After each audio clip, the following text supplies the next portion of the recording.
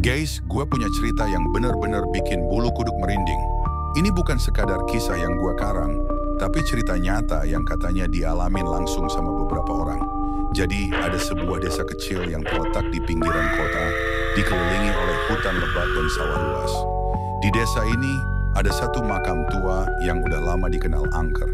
Makam ini bukan sembarang makam, karena menurut cerita orang-orang, tempat ini pernah jadi lokasi pemakaman korban pembantaian zaman dulu.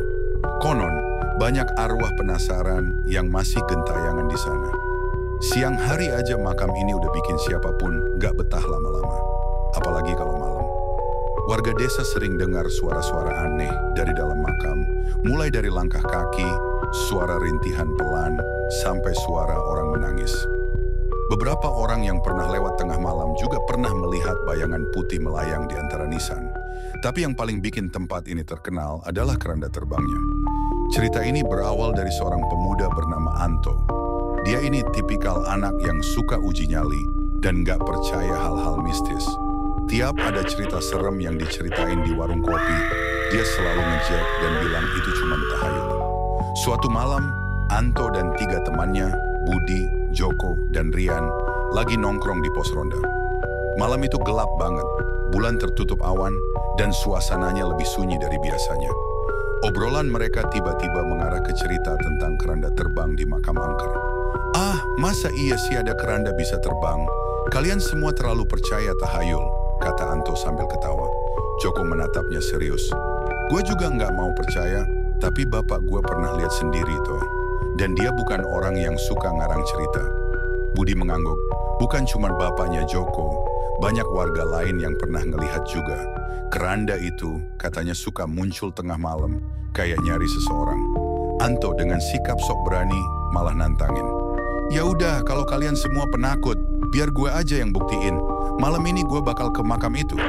Ketiga temannya langsung saling pandang. Mereka nggak mau Anto pergi sendirian, jadi akhirnya mereka sepakat buat ikut. Jam 11 malam, mereka berempat berangkat ke makam. Jalan menuju ke sana sepi banget, hanya diterangi cahaya senter yang mereka bawa. Di sepanjang jalan, suara jangkrik dan burung hantu terdengar jelas, bikin suasana makin mencekam. Begitu sampai di depan gerbang makam, mereka berhenti sebentar. Gerbang besi itu berkarat dan berderit pelan tertiup angin. Pohon beringin besar di tengah makam berdiri seperti raksasa yang mengawasi mereka. "Nggak ada apa-apa tuh," kata Anto sambil nyorot senter ke sekitar. Mereka mulai berjalan pelan-pelan masuk ke dalam area makam. Nisan-nisan tua dengan tulisan yang hampir pudar terlihat di kanan kiri mereka. Beberapa makam tampak tertutup rumput liar, menunjukkan bahwa tak ada yang mengunjungi tempat ini lagi. Baru beberapa meter melangkah, tiba-tiba angin bertiup lebih kencang. Suara-suara aneh mulai terdengar, seperti bisikan yang datang dari segala arah. Rian berhenti dan berbisik, "Bro, kalian dengar itu?" Mereka semua terdiam. Dari arah tengah makam, samar-samar terdengar suara kayu berderit, seperti ada sesuatu yang bergerak. Mereka menyorot senter ke arah suara itu, dan disitulah mereka melihatnya. Sebuah keranda tua berdiri tegak di tengah makam. Awalnya mereka berpikir itu cuma keranda kosong yang ditinggalkan di sana. Tapi tiba-tiba, keranda itu mulai melayang. Keranda itu naik perlahan, setinggi sekitar 1 meter dari tanah. Tali-tali yang biasa digunakan untuk mengangkatnya terjulur ke bawah, bergerak seolah-olah ada yang sedang menariknya. Anto yang tadinya sok berani langsung membeku. Budi mulai gemetar, sementara Joko dan Rian mundur beberapa langkah. Tapi yang bikin mereka benar-benar ketakutan, bukan hanya karena keranda itu melayang. Dari dalam keranda terdengar suara berdebuk keras, seperti ada sesuatu yang bergerak di dalamnya. "Dok, dok, dok." Anto dengan tangan gemetar mencoba menyenter ke dalam celah keranda. Tapi saat cahaya masuk ke dalamnya, mereka semua melihat sesuatu yang bikin jantung mereka hampir berhenti. Sepasang tangan pucat dengan kuku panjang mencakar-cakar bagian dalam keranda.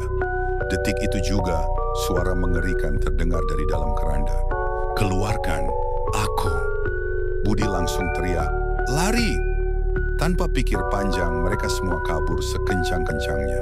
Tapi anehnya, seberapapun mereka lari, suara gedebuk dari dalam keranda tetap terdengar di belakang mereka, seolah-olah benda itu mengikuti mereka.